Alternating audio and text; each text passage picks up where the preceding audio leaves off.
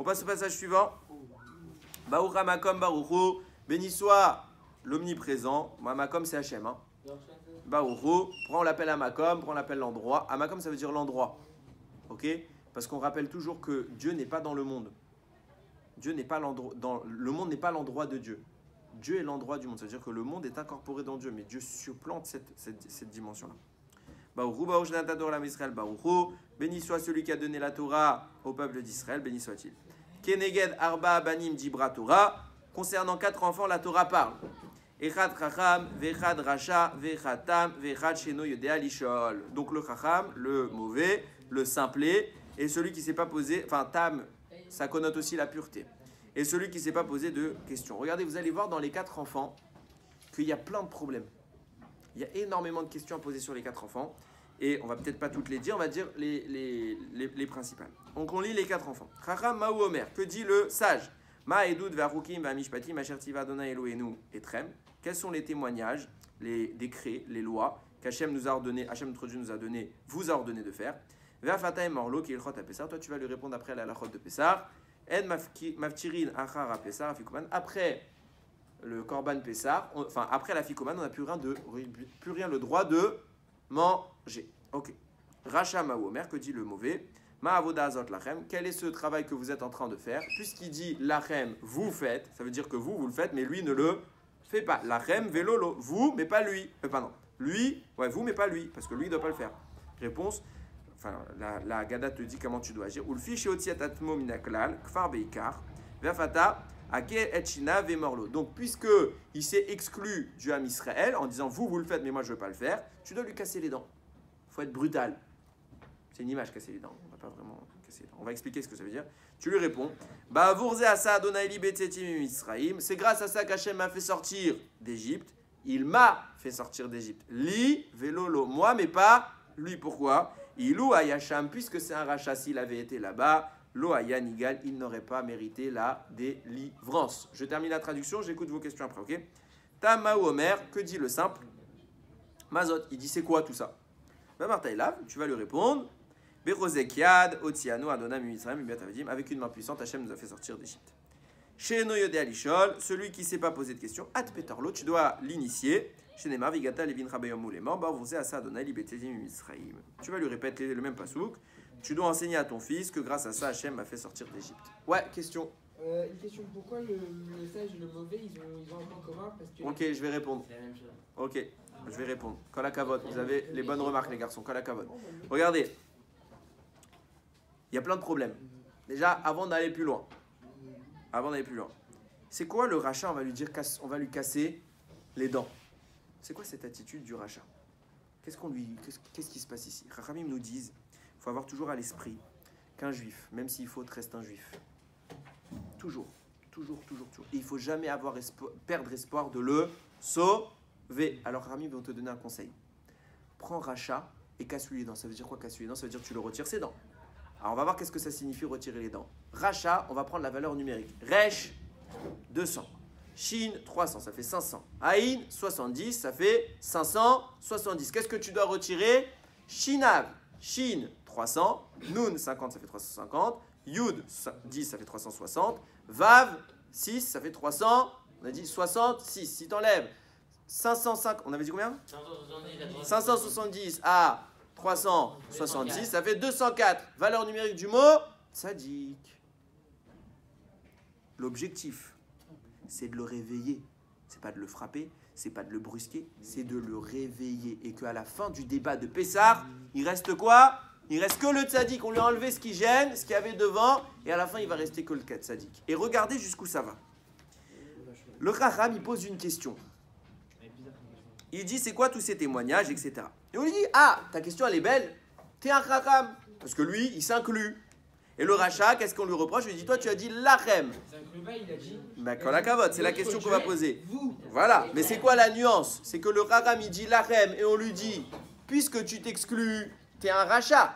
Le rachat, on dit, t'as dit lachem. Mais pourtant, le Chacham, il s'exclut, lui dit, Asher tiva Hashem Elokeinu, etrem qu'Hachem notre Dieu vous ordonne. Donc vous et pas moi. Du coup, le Chacham, c'est un rachat. Et à lui, on le dit, t'es un tzaddik. Deuxièmement, Chacham, ça veut dire qu'il est intelligent. Mais pour moi, il est Khmar. Parce que qu'est-ce qu'il a dit? Il a dit, il s'est exclu en disant Etrem, mais avant, il s'est inclus. Ouais. Il a dit Hachem Elokeinu, Hachem notre Dieu. Dieu. Donc d'un côté, je m'inclus, et d'un côté, je m'exclus. Je comprends plus. Peut-être qu'il s'est exclu parce que lui, c'est pas s'il serait sauvé, genre il a l'inhabilité de. Non, écoute bien le tirout que j'ai entendu, et c'est un beau tirout qu'on m'avait donné une fois. Écoutez bien. Oui, tout ce que je vous dis, c'est écrit dans ma Haggadah, je ne vais pas vous donner d'autres. Ok, réponse. Le Chacham, il réfléchit, il dit papa, maman, vous êtes en train de faire quoi là? Torah, mitzvot, qu'Hachem, il vous a ordonné.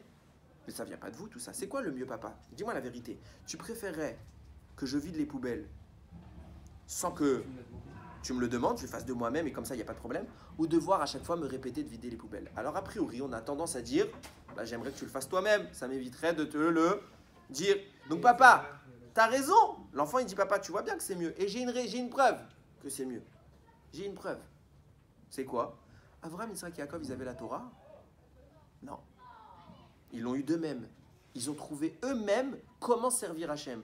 Tu t'étonnes qu'on n'ait plus d'Avraham, Yitzhak et Yaakov? Eux, de eux-mêmes, ils ont été trouver la Torah, les mitzvot, pour faire plaisir à Hachem. Ils n'ont pas attendu que, comme nous, Moshe vienne avec la Torah et nous ordonne, faites ci, faites ça, faites ça, faites ça. C'est mieux, papa, viens. Moi, je crois en Dieu. C'est pour ça que je dis Hachem Elokeinu. Mais ces mitzvot que vous faites, j'en veux pas. Je veux pas que vous me les dites. Pas j'en veux pas, je les veux pas. Je les renie. Non. Je veux pas qu'on me les dise. Je veux les faire de moi-même. C'est pour ça que lui, c'est pas un rachat. Il veut faire Torah mitzvot. Et le père va lui répondre, il chot à Pessah. Pourquoi il chot à Pessah?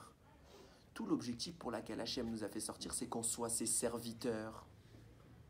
Pourquoi? Parce que Gadol Ametsuvé VOC est plus grand celui qui a reçu un ordre que celui qui n'a pas reçu d'ordre. À la seconde où ta mère elle te dit vide les poubelles, tu as tout sauf envie de le faire. Il est possible qu'un jour tu rentres chez toi, tu n'as rien à faire, tu veux faire une mitzvah, tu vas vider les poubelles. Tu as fait une mitzvah.